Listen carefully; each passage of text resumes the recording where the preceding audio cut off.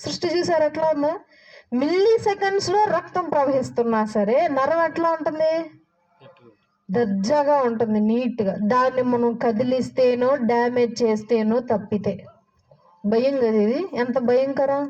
మన బాడీ మనం ఇట్లా ఉంటున్నాం, కానీ మన బాడీ లోపల చేసే విధానాలు ఒకసారి చూస్తే మనకు భయం వేసింది.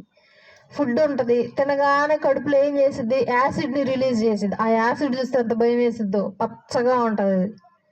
ఆ యాసిడ్ రిలీజ్ చేసిద్ది లోపల, కానీ పొట్టకేమవ్వదు. పొట్ట చుట్టూ లేయర్స్ ఉంటాయి, బోన్స్ ఉంటాయి, చాలా బలంగా ఉంటాయి లోపల. నరాలు, రక్తము, కళ్ళు, ముక్కు, ఇవన్నీ చేసే విధానం మనం చూస్తే ఫస్ట్ మనకు భయమే వేసిద్ది, తర్వాత ఆశ్చర్యం వేసిద్ది. అలాగా దేవుడు తనకు ఇష్టంగా తయారు చేసుకున్నాడు మనల్ని. తనకు ఉండటానికి కూడా, తనకు నివాసంగా